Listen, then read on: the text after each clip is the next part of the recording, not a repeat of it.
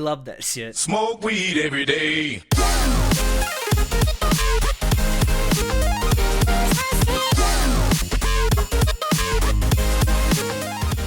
Hello, everyone, and welcome to Anime Club After Dark, the podcast that delves into all things anime, manga, and otaku culture related. I'm your host, Alex, but you can call me Senpai, and joining me tonight, I just have our poser extraordinaire, Natai. Hello. You ready to talk about more anime girls? Yes. So, Natai. Yes. It's time. It's that time of the month again. Yeah, we've finally gotten to it. So if you've been with us, from the start of Natai and I's journey through the Monogatari series, you knew this point was coming. We have finally gotten to second season. The big boy.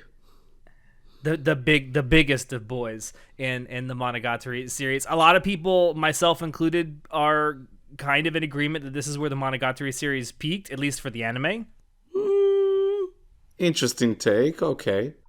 There's a lot of people that say that the end of this season is the best that the Monogatari has to offer.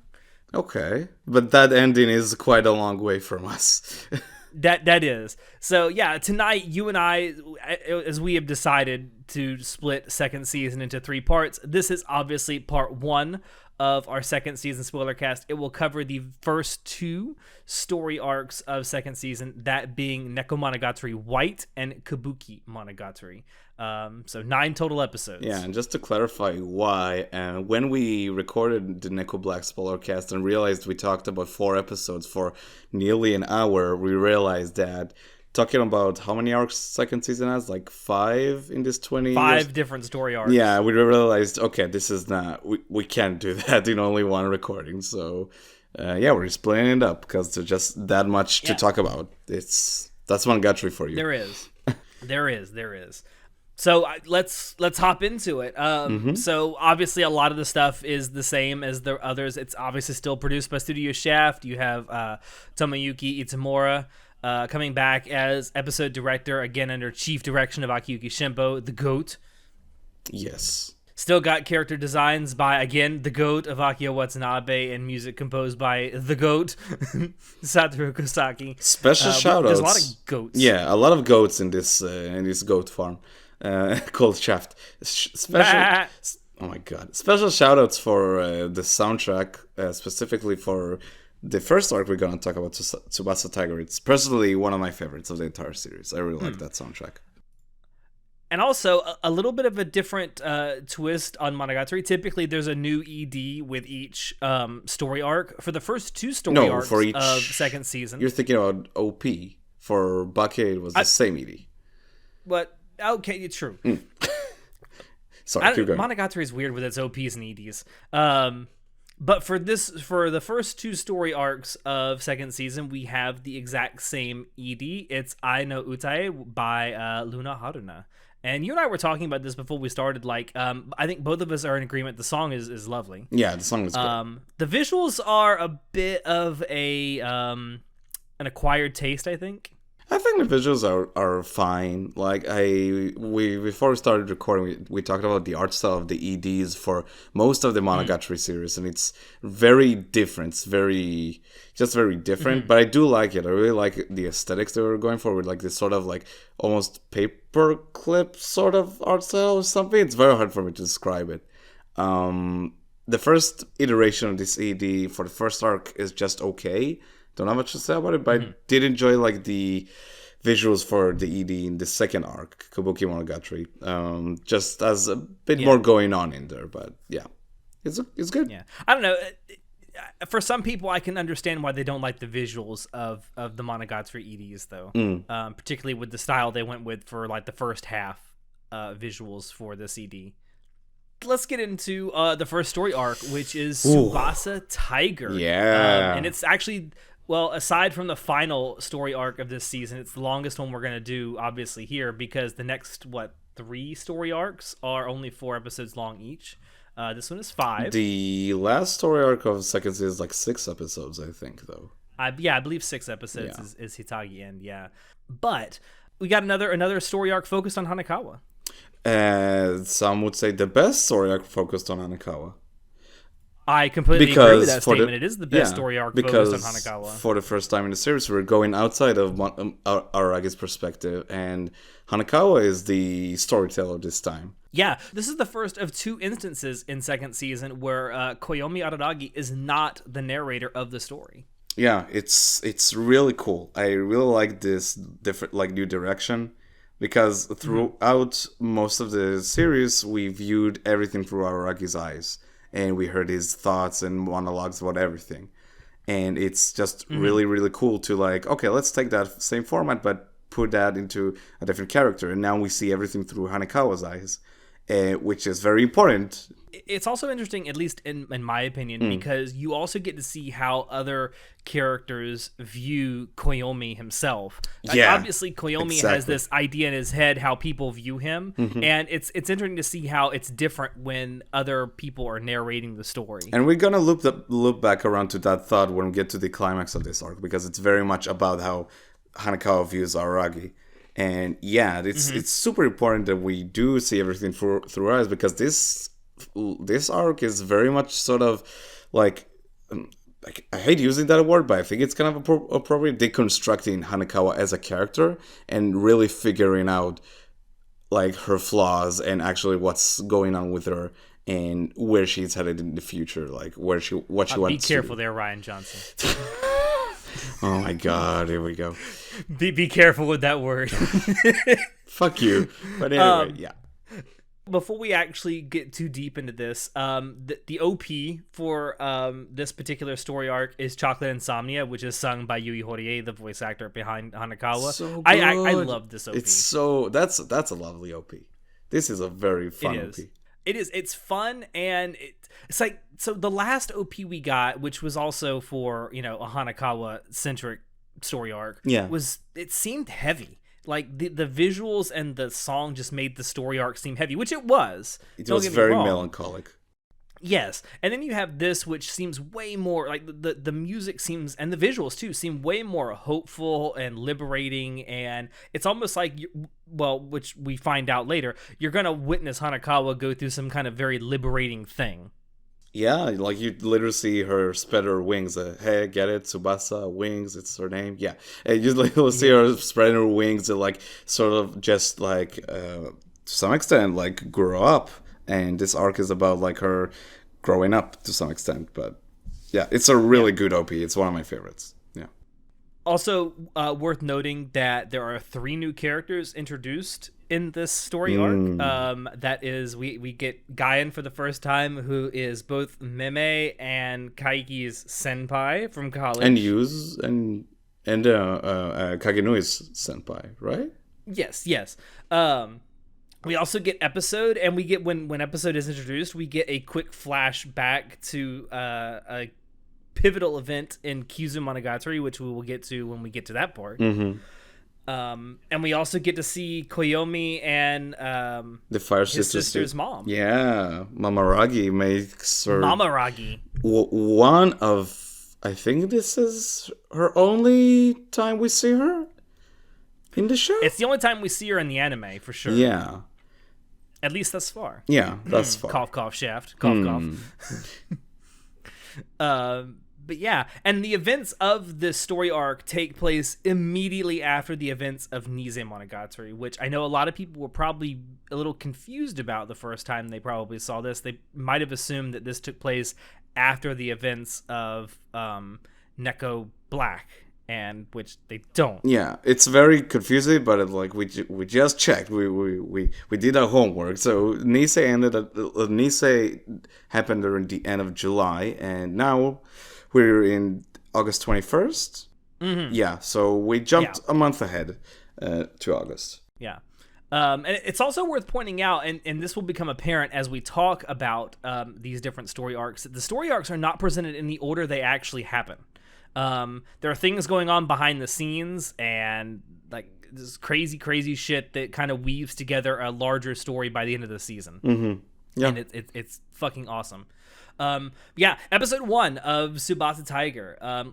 Like you said, it takes place on August 21st. We find out that the narrator of this arc is Hanakawa, and it starts out with essentially this monologue about what Hanakawa thinks of herself and her quote-unquote family situation.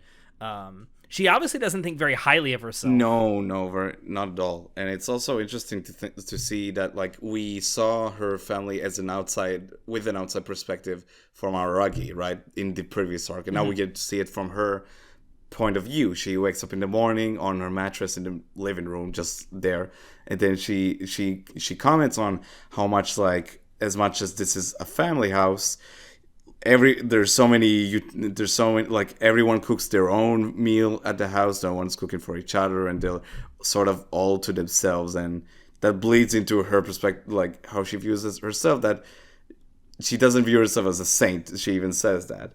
And because back in Tsubasa family, she even said, when like there was the event of her father sort of slapping her, and she to some extent said that maybe it's because of her, it's her fault that it happened. So we continue that same thread to some extent. Yeah.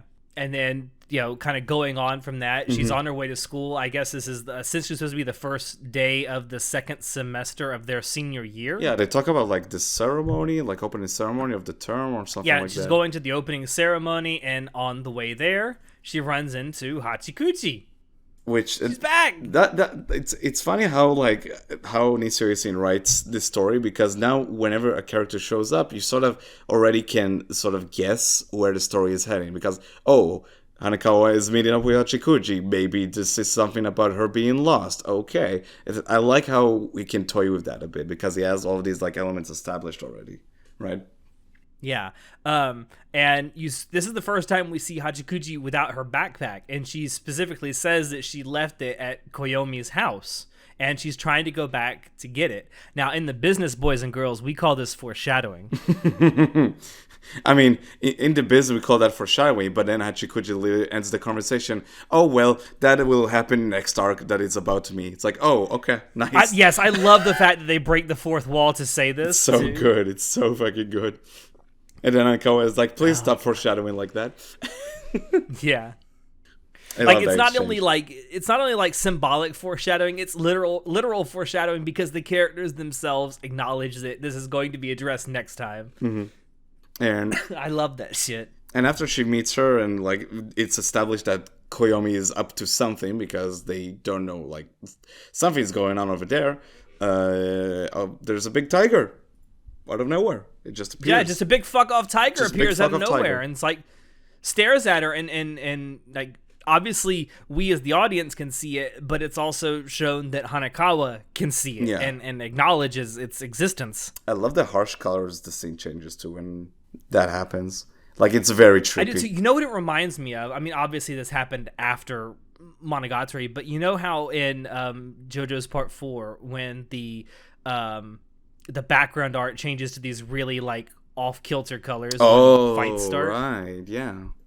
I love that, and it reminds me so much of that. I don't know if Part 4, if David Productions was borrowing a little bit of what Shaft did with this, but it's very similar how that effect is. Yeah, it adds to the trippiness of the scene, which is really cool. It does. But then it just appears, and it's like, okay. Yeah, it just kind of appears and walks off. And obviously Hanakawa is a little bit perturbed by this, I guess you could say. Mm. But then she heads back to school. But she goes to school anyway. Mm-hmm. And meets up with Hitagi. And that conversation that they have about how Koyomi has essentially saved both of them. She saved Hanakawa at least twice now. Mm-hmm. And how that conversation between them is so well written. Like, yeah, it's so mature. It's two people who have an enormous amount of respect for this one person. One, in Hitagi's case, it's because she's in love with him and they're dating, and this is her boyfriend. Mm-hmm. And with Hanakawa, it's someone that we obviously know from previous arcs that she is still in love with him, right? Yeah. And she still has feelings for him, but she knows that she can't have him. Mm-hmm. But it's I like how, and this goes, like, we'll see that throughout this arc, but their relationship is very interesting to me, because I love how mature they are about this whole thing, this whole like relationship that they have with each other. Mm-hmm. It's a really cool conversation between the two. And Hitagi's like, your biggest problem is that you have a problem asking for help, which is true. Like, she tries to take on everything herself, and I do wonder if that's because she comes from this household where, number one, she's expected to do everything herself because everyone is expected to do everything themselves, and number two, because let's be honest, she's kind of in an abusive relationship with her family. Yeah, very much so.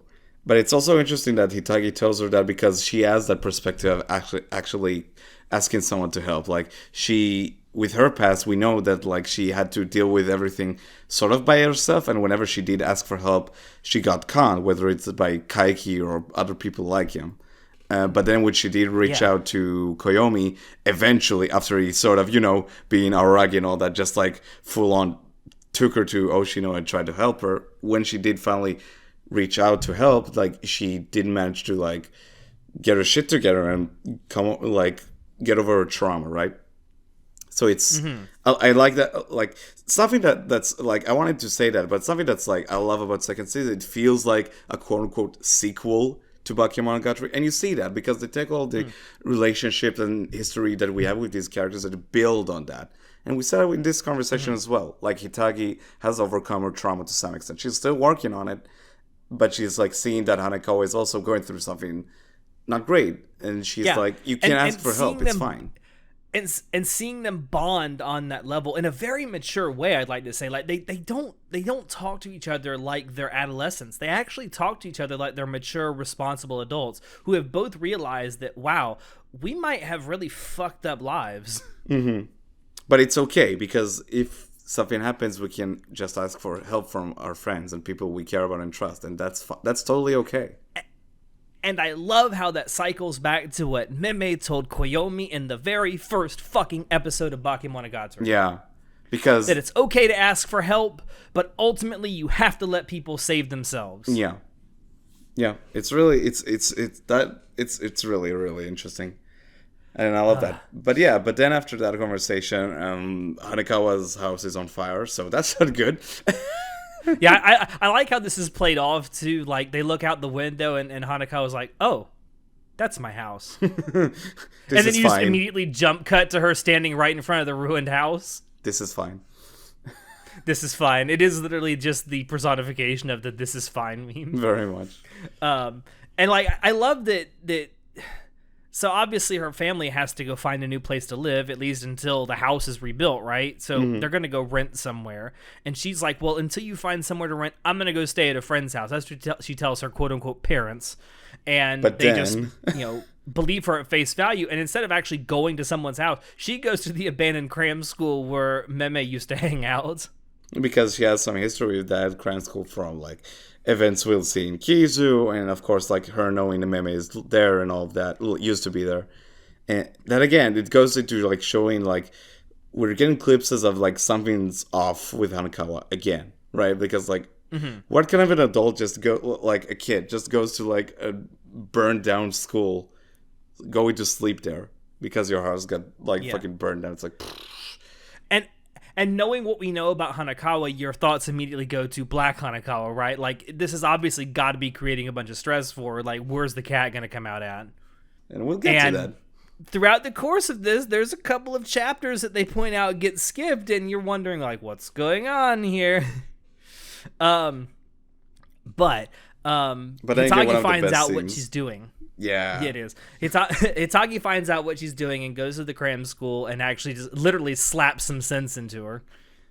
And that scene was really good. It's really good. And it goes back to it again. She's like, you dumbass, just ask. Like, you could just stay at my place. What's wrong with you?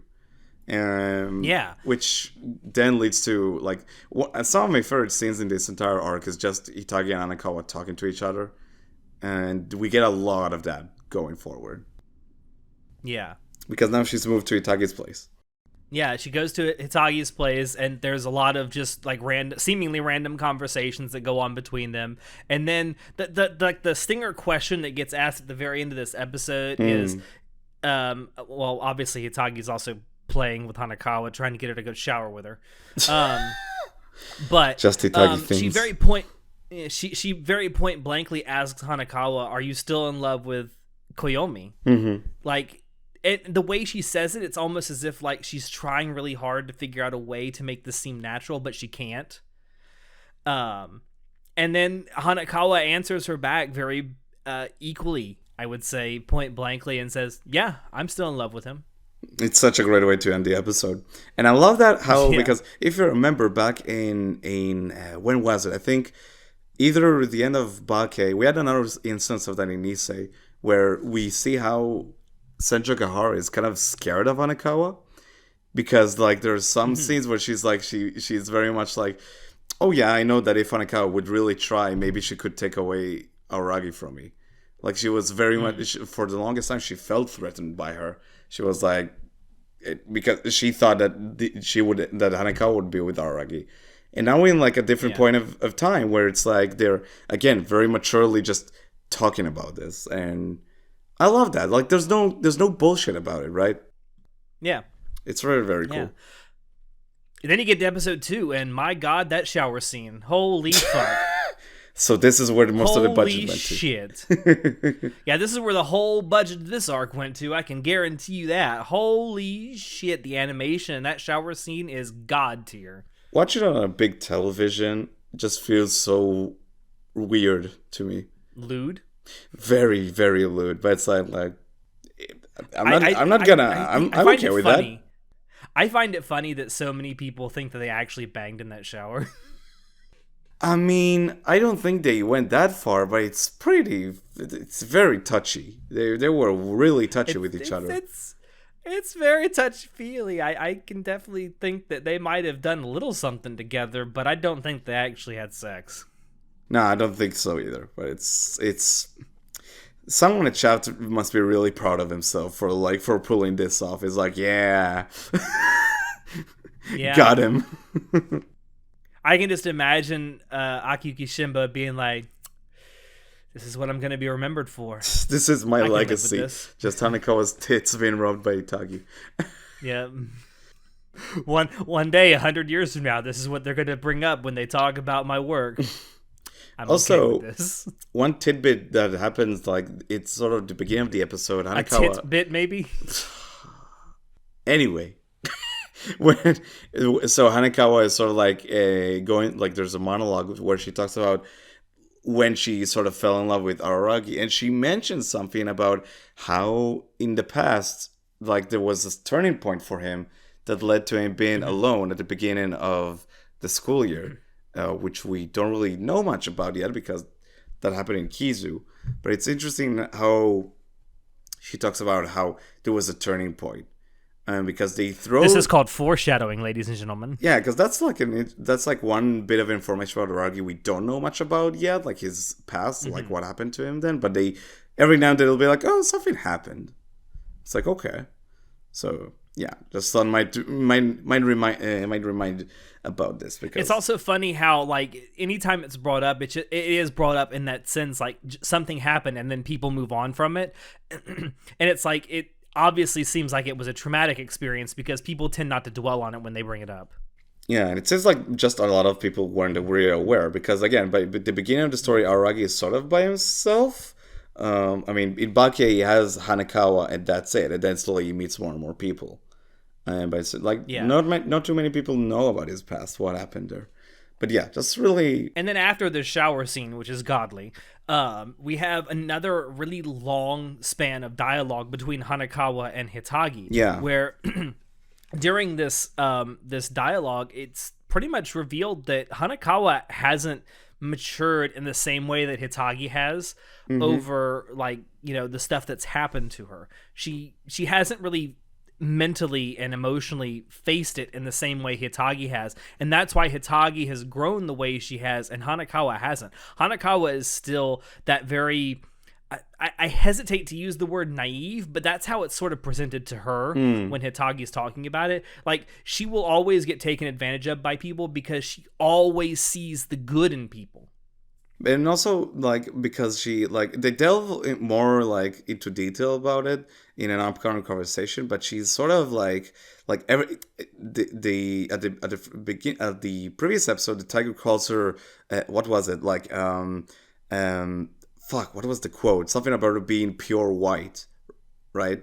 Yeah. Or something like that, because there's like this sort of like there's like an aspect of her which is sort of too pure. She begins this arc saying she's not a saint or anything, and then when people will saying how she's like pure white, it doesn't necessarily mean she's good, but there's something about her that is like not right, you know.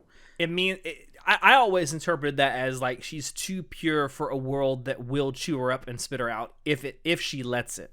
But it's sort of almost by her own design, right? Like because it is because of her refusal to to deal face with the to deal with the traumas of her past. Yeah. And her own trauma and the now. traumas of her present And with her her family present, exactly. situation too. Like, I mean, in the previous arc, like her stress just like took shape in the form of Black Hanakawa, right? And she she didn't face that stress. It's not really, she doesn't feel that stress anymore because it's not her. It became an apparition, you know? And yeah, that whole struggle is something that she hasn't overcome. And I love how in Nisei you sort of had that sort of like, when you see Hanakawa for the first time, she gets her haircut, she sort of acts like she's a bit different, but at the end of the day, she hasn't changed. And then you get to this arc and she talks about Hitagi, how she cut her hair, how she sees her and she's like, fuck. She has matured, she has changed, she has actually faced her issues, her flaws, and she's become more mature of that. And she's like, even though she's quote unquote her like rival in the sense because she dates Aragi and Hanakawa still loves him, she's like, I can't hate her for it because she's like the more mature person, right? Yeah.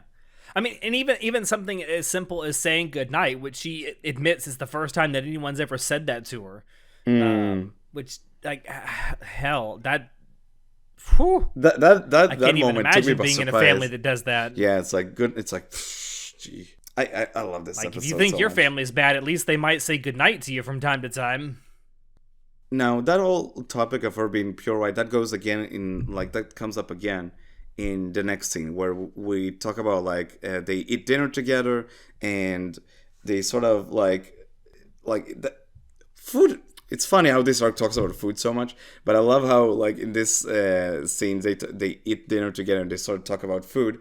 And Hitagi is like, oh, so you like this food? She's like, yeah, we like the same type of food. And then Hitagi is like, I guess we have similar taste in food and men. Yeah. But yeah. But then the halfway point of this episode, Black Hanakawa appears and we find out why the chapters keep getting skipped. Because those chapters that are skipped are the times when Black Hanakawa was coming out and doing her deeds. The pussy is back. The pussy is back, bitch. But yeah, so she just kind of goes out and she finds a tiger. Black Hanakawa goes and finds a tiger, and she's like, "It's like, bitch, don't hurt my master. I'll fuck you up. I'll fuck you up." And it seems that like Black Hanakawa is sort of like, I mean, I like how she is presented in a much more positive light. Because honestly, she's probably not that different from the previous arc because again, then she tried to help Hanakawa. So now we get her in a much more positive light. But it seems she has changed a bit. It's also worth mentioning that when Black Hanakawa goes back to Hitagi's place, Hitagi's actually awake and meets Black Hanakawa for what I assume is the first time. Because Black Hanakawa seems shocked that Hitagi sees her and doesn't like immediately recoil. What a badass! She's like shaking her hand even though she has the like energy drain. Yeah, right. I love that scene. I love that scene too. And then we get that whole monologue that Hanakawa has like the bland taste, meaning that she has no real preferences. Yeah, and see again, we talk about that food again. Yeah, and that quote, which I think relates really well to life. To have something to detest is as important to have something to love. Yeah, it goes with like so they go through like all these type of food questions. Itagi, and I love how it's presented. How Itagi changes like costume. She's like, so how do you like your coffee, with sugar or without sugar? How do you like this and that? Like she asks her to see like what her preferences are.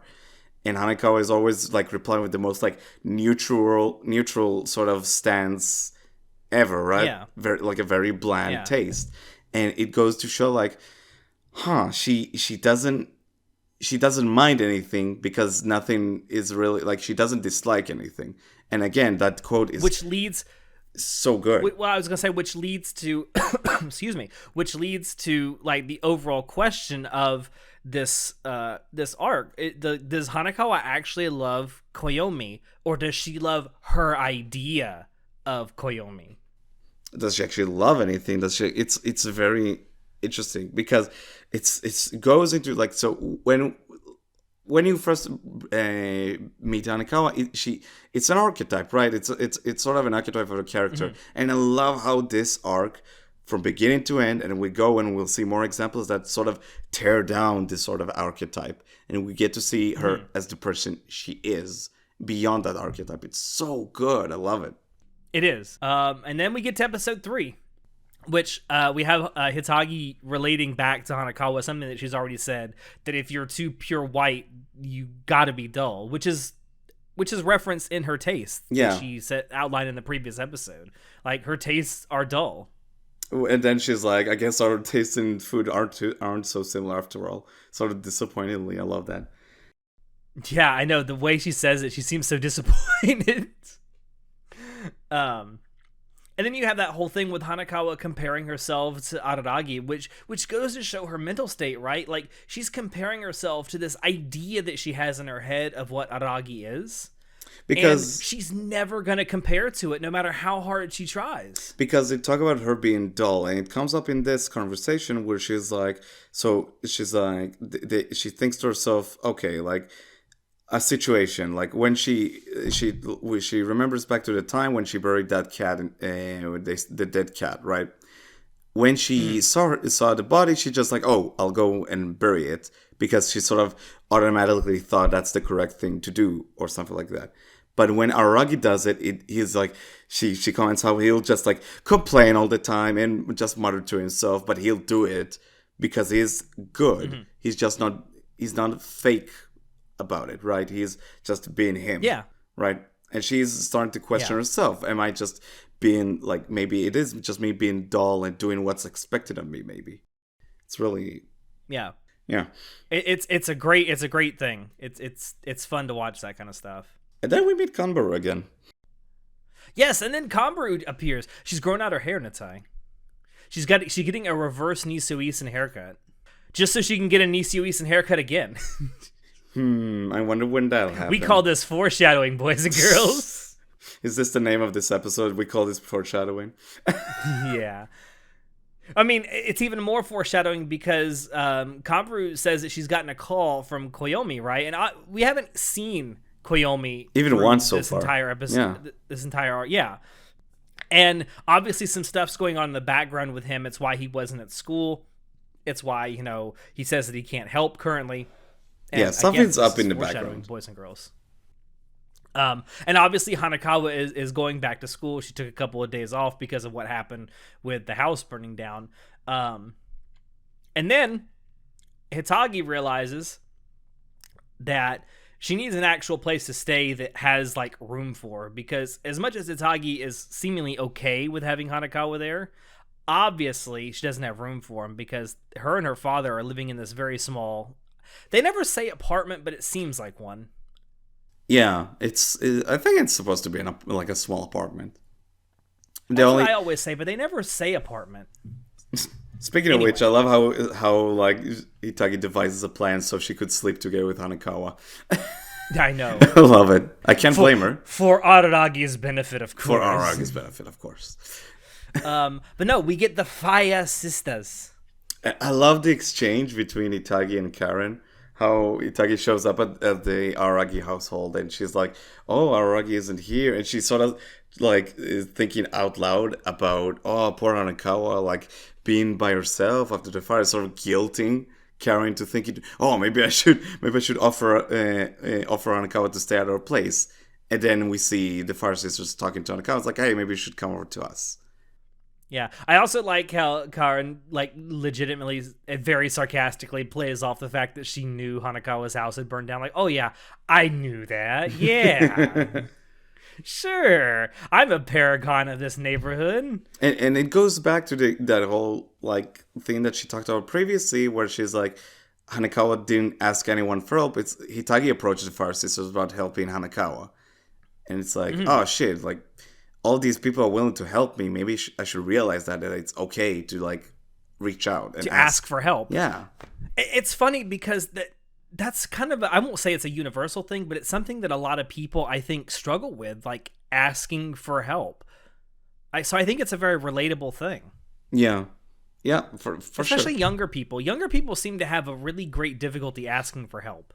Because sometimes you feel like you are trapped by yourself in a situation and you don't realize that it's okay to, like no matter how dire it seems, like there is someone out there who wants to see you be okay, right? And be Yeah. Or not only that, there's probably someone out there who is not only willing to help you, they're also willing to help you, and they've gone through something similar or exactly the same as what you've gone through. So they're in a position to know how to help you. Mm-hmm. And it's like, and Hanakawa doesn't realize that, and it's like she's sort of like shocked at the moment where Karen tells Hanakawa, it's like, I was waiting for you to approach me, and Hanakawa's like, oh fuck, it's like it's the same with Hitagi. Hitagi was waiting for Hanakawa to ask for help, and that's okay. Like she was like, oh shit, why didn't I just say something, right? We also get the very first mention of the Araragi parents. Apparently, they're both police. FBI, open up! So, FBI, open up! Ironic, huh? Mm-hmm. Anyway. And now Hanakawa is like moved to Aragi's household, and she's taking another shower with the girls because of course, why not? Because of course, I mean, any chance to get Kara naked, right? Yeah, I mean, why not? I guess. I find it so funny that she's supposed to be like this young, like middle school aged girl, but yet she looks like an adult. Like, I mean, she looks like definitely like a high school girl. She doesn't look like she's in middle school. Yeah. I guess I don't disagree. I guess. Any chance to get her naked, I guess.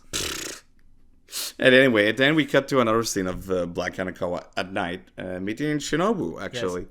And she's by herself. Meeting Shinobu, who has been separated from Koyomi for the first time since, well, a while. Yeah, that scene, I love how it's shot, how Shinobu is from the ceiling. Is like, she's like standing on the ceiling or whatever. And then how the camera sort of plays with that perspective from time to time. Like, maybe if you weren't such a bitch. Also, I love how when they talk, so she was like, "Oh, you're fine now," and then she sort of like thinks the logic behind it is like Terminator versus Terminator 2. Yeah, I love that reference. That reference is so good. She's like, "Oh, you used to be bad, but now you're okay. You're like working with us. Okay, sure."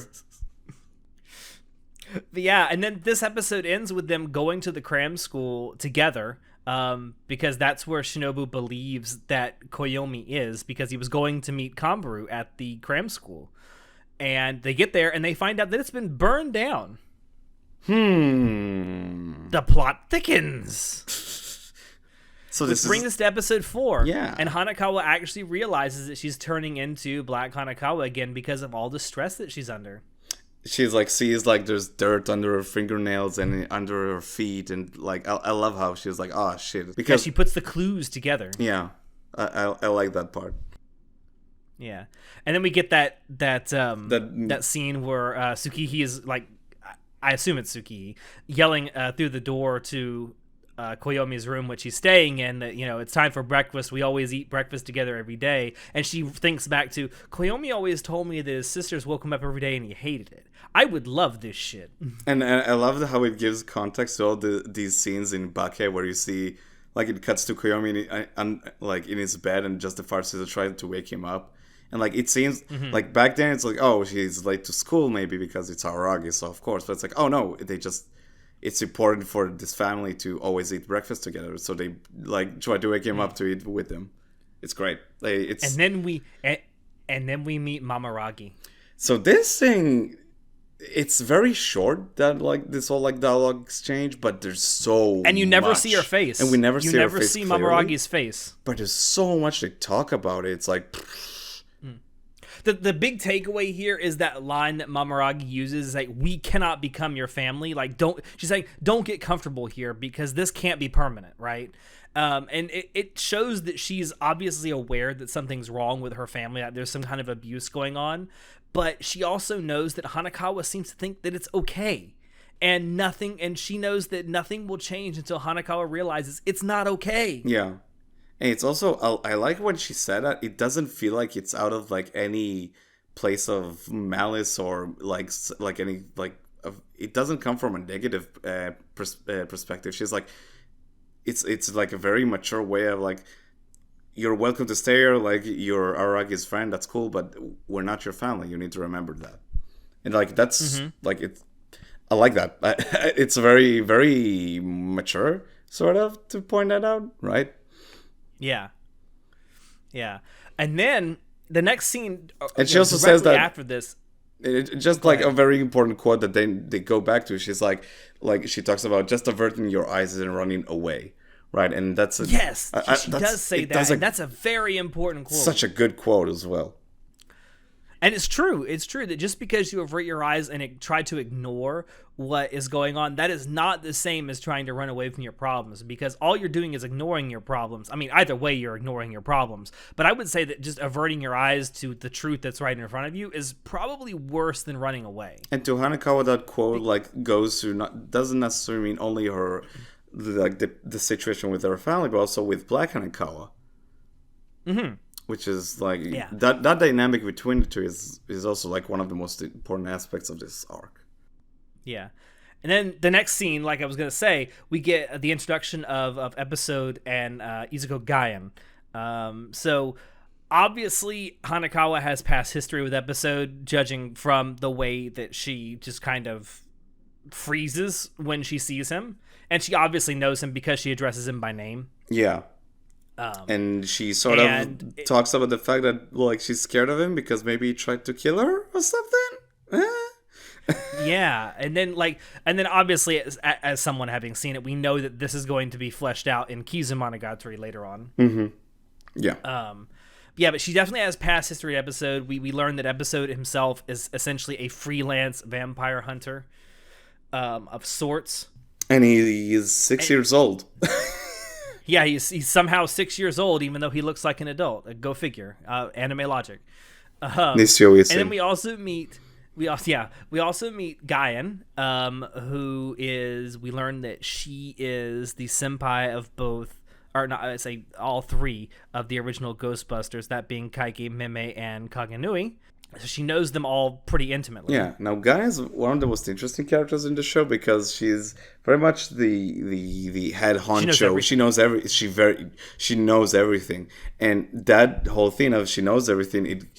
It goes into how she sort of like, because this scene is she's just tearing down Hanakawa. You know, like this entire scene just bringing her down. She's like, "Oh, you always talk like Hanakawa's catchphrase. I don't know everything. I just know what I know."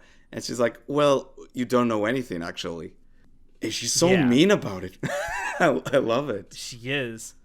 I also like, so in this exchange, obviously Gaien already knows about the tiger because of how she's talking to Hanakawa about it without her having said anything to her. Mm-hmm. I also like that Gaien is the one that names this apparition, Kako, which, you know, later on we're led to believe that since she named it, she's trying to tell Hanakawa that she's actually related to Kanbaru because Kako, Kanbaru, Izuko. Huh, I didn't think about that. Yeah. Interesting. Okay. Never thought of that. It was her way of telling Hanakawa that she's related to Kanbaru. Something's up with Kanbaru's family, huh? Yeah, well, and we also know from a previous exchange that Kanbaru's, her first name is Suruga. Her family name used to be Gaien. So, so Gaien leaves Hanakawa with that quote, "You don't know that you don't know anything." Mm-hmm. And it's like, it stings so hard because it's like she's got this like persona and this catchphrase, like you said, and it gets right to her. It pierces right through it. Yeah, it's rough because it's like again, this whole arc just tears down Hanakawa. It's like to like trying to like make her face who is she really? Like what kind of person does she want to be? And I love that exchange because like Guyan is just presented as a very powerful figure in this like universe, right? And this is like, and like the first time we see her, she's just talking to this because Hanakawa is like the smartest person in the show to some extent so far, and then Guy is just tearing her down. It's great. I love that scene. Yeah. And then we have that realization that every place that Hanakawa keeps sleeping at is being burned. So like obviously there's a couple of things on the chopping block now, Hitagi's place of residence and also the Araragi household. So this kind of like ups the stakes a little bit. Yeah, because we realize that means that like there's a possibility that Itagi's place is like might get burned down as well as Araragi's place. And then we have that conversation with Hanakawa and the Fire Sisters when they're playing cards together, where the Fire Sisters talk about the fact that they have boyfriends, and Koyomi doesn't like to believe that they actually exist. He's literally doing what his mom recently told Hanakawa about. He's averting his eyes to the truth because he has a great amount of envy towards these boys. Now, every now and then, Nisio sort of uses Araragi as like a character, like sort of for like to comment on weeb culture to some extent, right? And I like how that's presented here because like Araragi doesn't believe the Fire Sisters have boyfriends because they like to him they're pure. They don't have boyfriends. They're pure. They're not in any relationship. So like how some like in weeb culture, like it's like people like to view like their waifus as they like these pure characters who are not in relationships or whatever, stuff like that. I like that. Or idol culture too. Or idol culture as well. Yeah, actually, that's yeah, exactly. It's good. I like it. And through this, she realizes, Hanakawa that is, she realizes that the feelings that she's feeling that have brought on the tiger are envy. Yeah, she's envy of like having like a normal family. She's envy of Hitagi for like having Araragi. She very much like Kako is her envy just as much as Black Hanakawa is Hanakawa's stress. He is her envy, and just taking form in Approach because she like sort of separated these feelings from herself. Yeah, for sure. And then the ending of episode 4 of this arc is really good, where Hanakawa sits down and writes a letter to Black Hanakawa because she knows that she's probably going to come out in the middle of the night while she's sleeping. That letter is something else. It's like, so powerful. Like, and I love how in the next episode, so they sort of visualize that, and they take you on this spiritual journey Hanakawa is having with that. It is. She's like in this letter. She's literally pouring out all that she's going on an introspective, like internal journey of like her psyche and like what needs to change. Yeah, and like you get that visualized for you, and it's so good. It's visualized in the form of like wandering, in the form of war, in the form of like being, I think there's even one like where she's a stock trader, a scientist, like she's hitching rides, she's like going to different places. She's very much having like the spiritual journey to like try and like to understand herself better, understand like very much understand herself, because Black Hanako is her, Kako is her as well, is a part of her, and it's such a powerful scene. It's so fucking good. Yeah, it is. That's how episode 5 opens up. And then once Black Hanakawa reads that letter, it's almost like Black Hanakawa grows up too. Like that stress realizes that, God, I can't stay around anymore because I'm actually hurting her at this point. And Hanakawa, I gotta find out a way to make myself disappear. I need to help Hanakawa, and to help her, like Hanakawa is finally confronting Black Hanakawa, and she's like, "You're a part of me. Like I can't cut you off like that. I can't like think like you're a different person. You are a part of me." And she wants to confront that feeling, and she wants to confront Kako, because it's like I love that conversation that they have when Black Hanakawa approaches Kako. She's like, "Come home." It's like, I love that, how she's like very like pleading and come back, come home.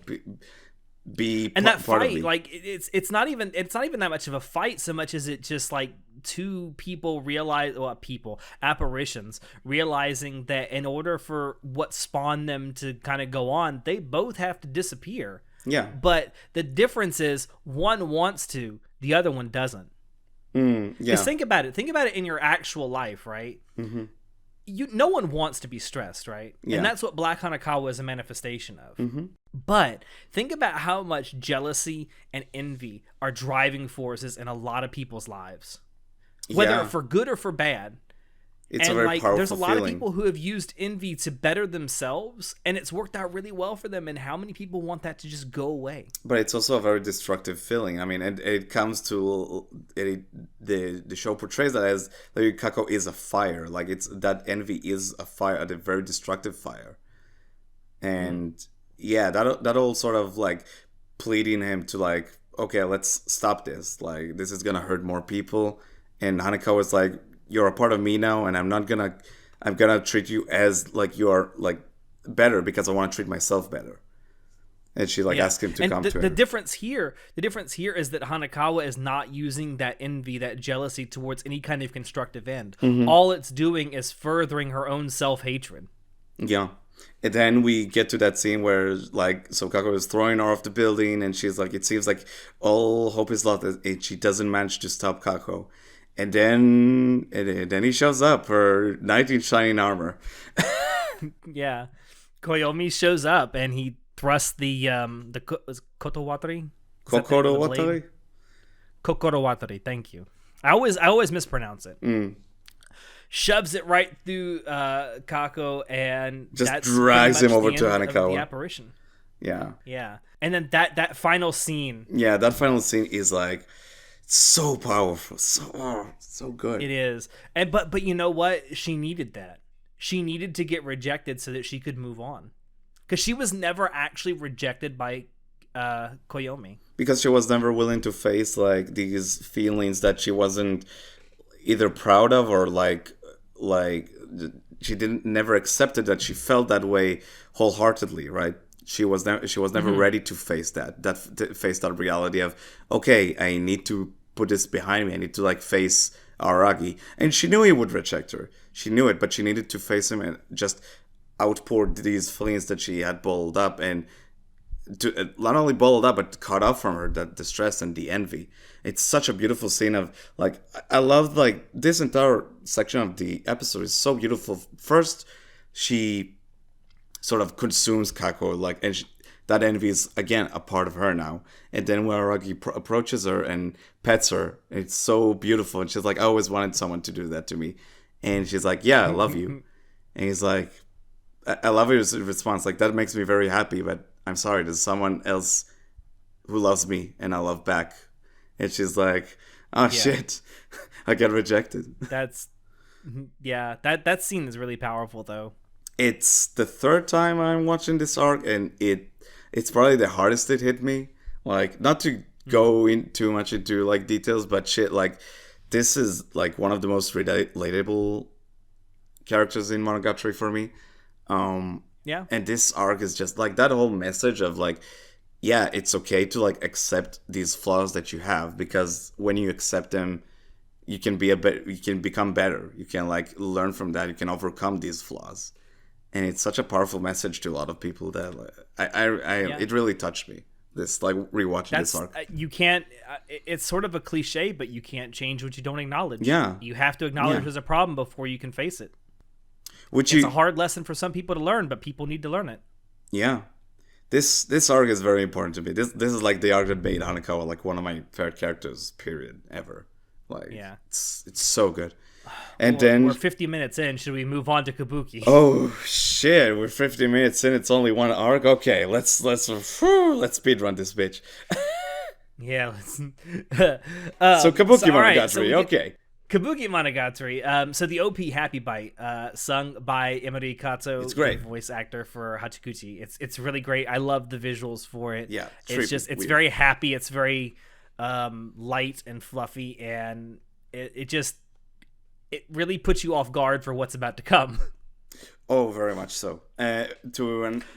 So, and then we have a conversation with a new character, Ogi. Brand new character introduced, Ogi Oshino. Spooky Who is Ogi. this character, Natai? I don't know. Who is this character, Alex?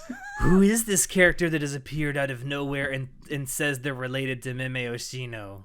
We don't know, and we won't know for a long time, probably. And now... No, we won't know. And this is one of the great mysteries of the Monogatari series, that if you haven't made it this far in the story, you didn't even know existed. But it's something that was foreshadowed in Bakemonogatari that we definitely mentioned, and we definitely said keep your eyes on this because it's going to come back. Yeah, Ogi is a great character because she just shows up out of nowhere, and she's immediately weird. And I love that conversation she has with Araragi about like these street lights and like this 3-second rule about their changing and stuff, and how she goes on this entire spiel how they work, only for it to be like to talk about how it's like, yeah, so green lights represent peace, but peace is dangerous because it creates danger, because you don't feel alerted or on edge or something like that. And yeah, peace is dangerous because it creates danger due to complacency. Yes, exactly. You become complacent in peace and like not being in danger. Yeah. So it makes you put down your guard, and by you putting down your guard means that you're in more danger than if you were actually in danger. It's such a Nishio-Isen conversation because I love how he goes from talking about streetlights to, okay, what does it mean to be in very peaceful times, and then like being very nonchalant about things and letting guard down. It's great. It's stupid, and I love it. I love how he goes about like going through that conversation. Yeah. But then we cut to a story about Hachikuji that Aragi remembers. Also, it's worth pointing out that this story starts the day before the Tsubasa Tiger arc, which is what we just finished. Yeah. And like if we remember, most of that arc, Aragi we don't know where Aragi went. Gone. Yeah. Yeah, he was off doing something, we don't know what. So August 20th, Aragi is like studying by himself. Oh no, and then he meets Ononoki. Okay, it begins. Wait, how did it begin? Right, Ononoki. You jumped ahead of yourself. Yeah, I jumped ahead of myself. Yeah, Ononoki. So we jump to Aragi with like hanging around with Hachikuji's backpack, and he meets up with Ononoki, and they talk about really weird things, like what does it mean to be human, or something like that. Yeah, and the fact that Ononoki no longer says posed look. I like how she's like, I never said that. I never said that. In a post. That was a dark page in my history. But we also learned that Ononoki was a human once, but now she's essentially a living corpse, which again goes to demonstrate just how weird the sort of quote-unquote magic in Monogatari is. I love how she's like, oh, by the way, my master told me not to tell this to anyone, so like, yeah. She's like very... Yeah, being very... and if I did tell anyone, that she would have to kill them, and he's like, well, why did you tell me this now? It's just like, okay, Ononoki, thanks. It's like, what the fuck? Mm-hmm. And then they talk about like that whole like thing about like being alive and what it does mean, and it leads to the question about like, because she talks about she is a corpse, so she's not alive, but then it's like, oh, Mayoi isn't alive either because she's a ghost or something like that. And neither is Koyomi either, because he's a vampire. Very much, yeah. And the question comes up, well, why is like Mayoi still here? Why is Hachikuji still here if she sort of overcame her sort of trauma? She came her arc to some extent, right? Yeah. Yeah, that's like the stinging question. Like, why is she still here? Mm-hmm. And is she happy? Didn't you solve her problem? Yeah. Why is she still? And is she happy just being a ghost wandering around like being lost? Yeah, it kind of harkens on that idea, or that question rather, like, number one, the difference between survival and living. Like, so what is the difference between surviving and living? Right. Which will kind of come back later in this arc. And also, like, is it okay to be happy just surviving and not necessarily living, quote unquote? Yeah. But after going back to what you kind of got ahead of earlier, after this scene, we have Koyomi back at his house. He's Studying. working on his studying, but he hasn't done any of his summer break homework. And Shinobu kind of appears and berates him for it. And Araragi just offhandedly says, God, I wish I had a time machine so I could go back in time to one day ago and actually get this stuff done. And Shinobu just very nonchalantly says, bro, I got you. Yeah, Monogatari now has time travel, people. We're doing it. We're going there. You know what? I've read and watched a lot of stories involving vampires. Never once have I ever heard about one of the powers of a vampire being that they could travel through time. Yeah, and I love that we come to, like, this is how time travel is introduced by Araragi. It's like, shit, I need to do homework. Help. Yeah. So they do anyway, they go to the shrine that they put that talisman on. What was it? Back in Bake. What arc was that? Yeah, it was back in Bake. In Nadeko's arc. Was that not? Yeah, the Nadeko arc in Bake. It has a name. Fuck me if I can remember how to pronounce it. I know it has the word snake in it, the Japanese word for snake in it. Yeah, so they go back there and they do this like sort of ritual, and they go back in time, and it seemed they went further than just one day. They're 11 years in the past. Yeah, it's specifically May 13th, 11 years ago, the day before Mayoi died. So this is where we're going with this arc, huh? Mm-hmm.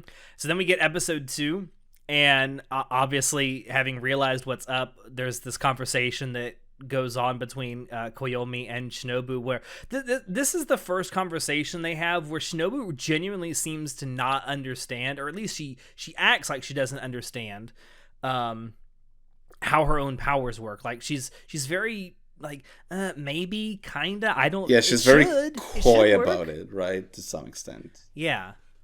It's almost like she realizes she fucked up and she doesn't know how to fix it. We'll get to that. And then they sort of fuck around for a bit because they realize, we can just go back, it'll be fine. So they see some familiar faces, they see child Araragi, and of course Shinobu is like, oh, that's cute. and then they meet young Hanakawa, and Araragi loses his shit. Yeah, the lowly Hanakawa. I love the fact that when he's essentially molesting her, Shinobu comes out of his shadow and is like, listen, if you get arrested here, it's gonna be more than 2 days before you get out. I love that, like how he's crying tears of blood. Yeah, that image is so stupid. I love it. It is. But yeah, they're looking for Hachikuji's place, pretty much, to save her. Yeah, I also love how when they actually, or when Koyomi asks Hanakawa where that house is, she points out the house, and of course she relates her her catchphrase, I don't know everything, I just know what I know. And then it ends up that she pointed him right to the police station. So do you think that was... Also... Yeah, do you think that's Aragi's mom? I know what you're going to say. I know what you were going to say. And so there is... I don't think it's ever been established clearly, but the big theory is that the girl he talks to in the police station, who essentially is supposed to be like a rookie police officer, is meant to be Koyomi's mom. So like while watching that, I was like, wait, is it not? Well, I know one reason that people think this is because the voice actor that does the voice for that police officer is the same voice actor that did Mamorugi. Really? Yes. I did not know that. That's pretty fucking cool. Now, obviously in anime, things happen where people who voice characters will voice other minor characters too, just because, just to save money. Yeah, but you wonder. That is obviously the theory, and I think I subscribe to it, honestly. I like that idea. Yeah. Yeah, so anyway, they find the place, but then they meet Hachikuji's dad, actually. Mm-hmm. And he's looking for her. It's like, she's missing. Have you seen my daughter around here? She's missing. She ran away, and then of course Koyomi goes and looks for her, finding her coincidentally in the exact same park he first met her at. Yeah, that's I'm immediately reminded of the GTA San Andreas meme. Oh shit! Here we go again. And yeah, so pretty much he follows her, and then he sees her almost getting run over by a truck, and he saves her. Yeah. Saves her life. And then he introduces himself as like, oh yeah, my name is Aragi, and he saves her, and it's like, okay, cool. And then they go back. They did their thing. Yeah, they do. They go back to the present, and then they get to the present, and what do they find? Everything is fucking annihilated. The world has ended. It's gone to shit. And I love that cut, how everything is just in ruins. There's like nothing there. You know what? Again, this reminds me of something else. So, have you ever seen Ronald D. Moore's remake of Battlestar Galactica? I haven't, actually. Okay, major spoilers for Battlestar Galactica for anyone who hasn't seen it. One of the major key threads of that show is they're looking for the planet Earth. Okay. And there's this point in the end of the second or third season, I can't remember now, where they actually jump to the planet known as Earth. And it's in ruins. It's a happy, joyous occasion. Everyone's like, yes, our fucking long fight and journey is over. And then it immediately cuts to that celebration. Like, it's an immediate jump cut from that celebration straight to the surface where everyone's like searching around. It's an irradiated nuclear wasteland. Oh, shit. So this is pretty much what we got here as well. It's like there's nothing that's here. exactly what it reminded me of. Huh. And like that there's so many parallels between that jump cut from the end of episode 3 to that scene in Ronald D. Moore's Battlestar Galactica. But not only is the world over, there are zombies. Only they're not zombies. They're vampires. They're masterless vampires. They're masterless vampires, and sort of Aragi and Shinobu like get into that, like realize that by like slowly trying to figure out what happened. And it seemed that on a certain date, like the world just went to shit on June 14th. And then because they look at the papers that they find laying around, and the oldest one they can find is from June 14th. And then the question, the oldest one they can find. And then the question comes up, it's like, what happened in June 14th? What? And like Shinobu is very like, she's very quiet about it, and Aragi notices that it's because like, she knows. Do you know? Because we've seen what happens on June 14th. Yeah, we know what happened in Monogatari. Do you know what happens? It's the Tsubasa cat arc from Bakemonogatari. That's exactly when it takes place. Pretty much what happened is during that arc, Shinobu disappears. She runs away, and who sort of helps Aragi realize like where like that Shinobu is gone, or at least look where she is. It was none other than Hachikuji, it seems.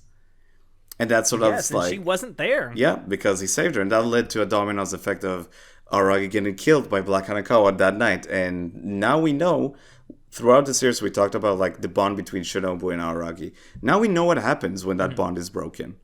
Shinobu goes full on. We know exactly what happens, and it's not pretty. No, it's not pretty. Shinobu goes full on like vampire goddess, and she destroys everything.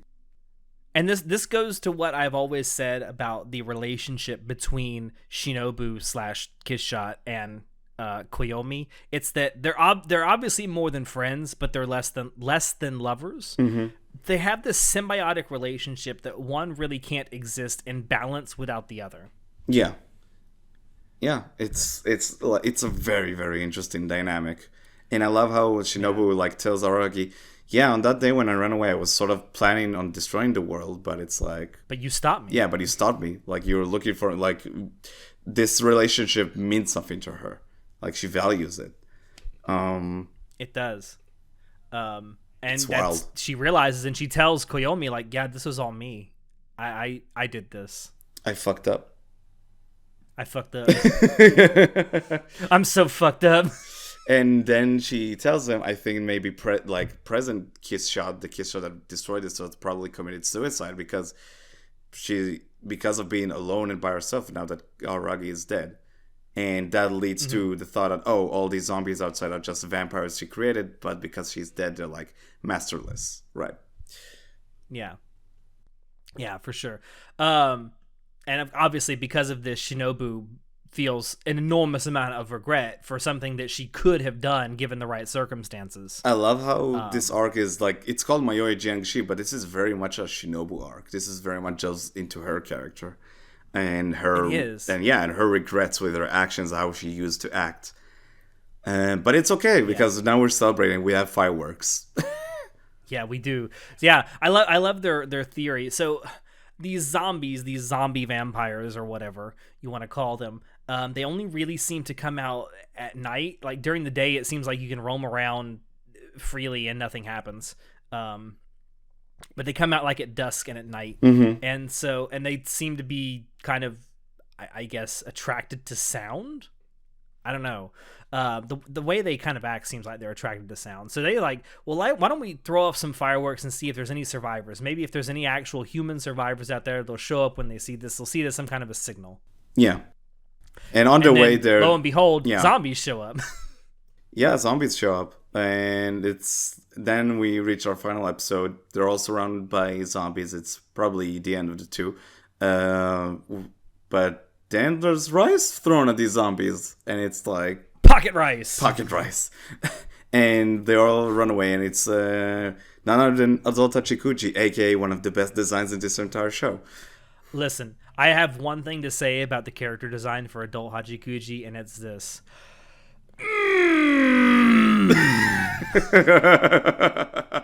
It's really good. It's really, really fucking good. I love that design.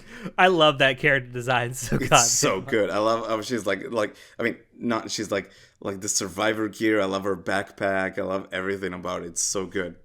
And the short hair. Oh my god, the short hair. It's great.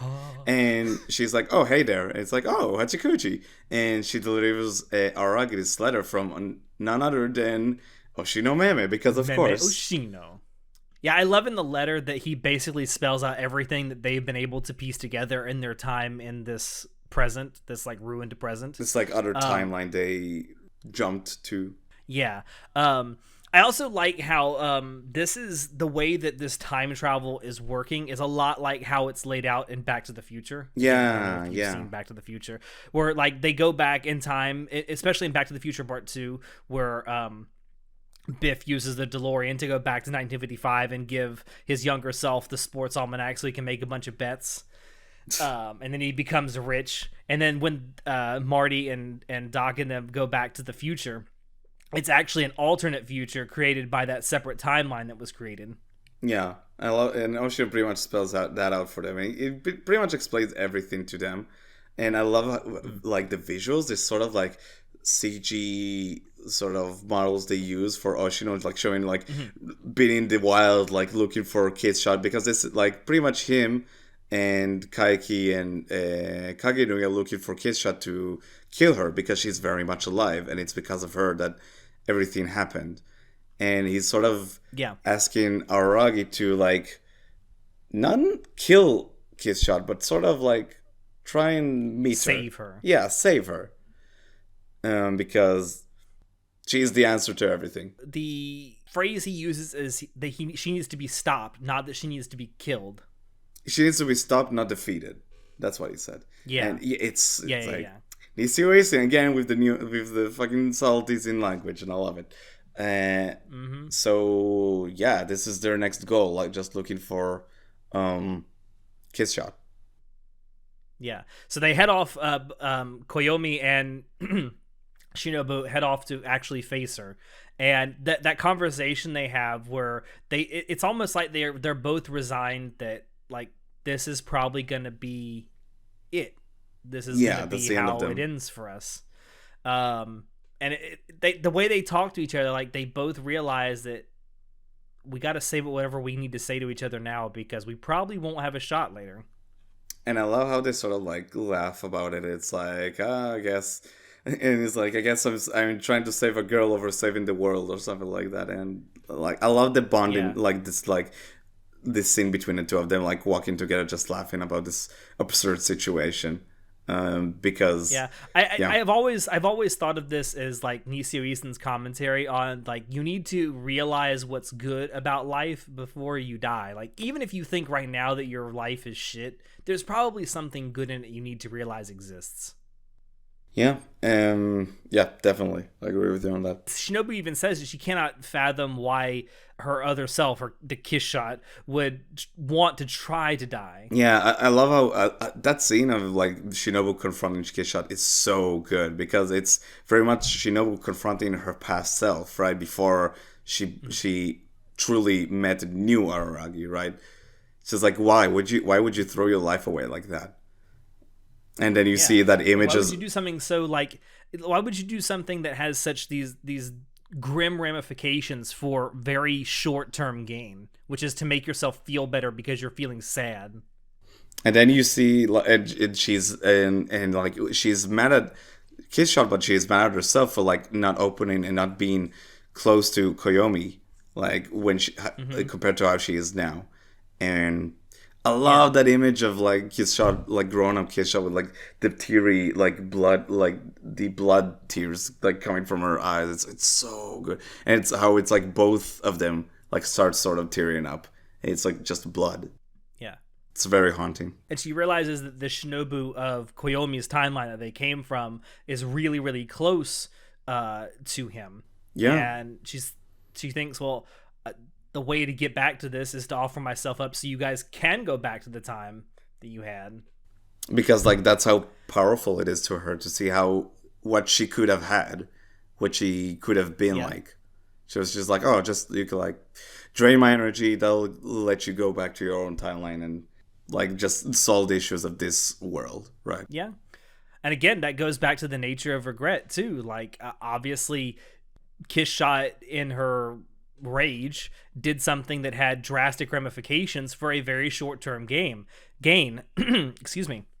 Because I mean, she destroyed the world, but at what cost to herself? It's so depressing. It's rough. It's rough. Yeah, well, as Shinobu uses Kiss Shot's power to open up a portal, they actually do jump back to the present. It's in fact the same day. It's August 21st. So Koyomi couldn't even do what he started out to do. He couldn't go back in time one fucking day. Nah, classic Araragi. Yeah. I think it's funny that the first thing he realizes that he's going to be late for the semester opening ceremony, which is how the previous arc starts out. Oh, that's true, actually. Yeah, it's also the beginning of Bake, if I'm correct. When he goes up the stairs, like, oh shit, I'm gonna be late or something like that. No, that's the ending to Neko Black. Oh, right. Okay, sorry. Yeah, correct. You're going back a little too far. My mind is in shambles. Anyway.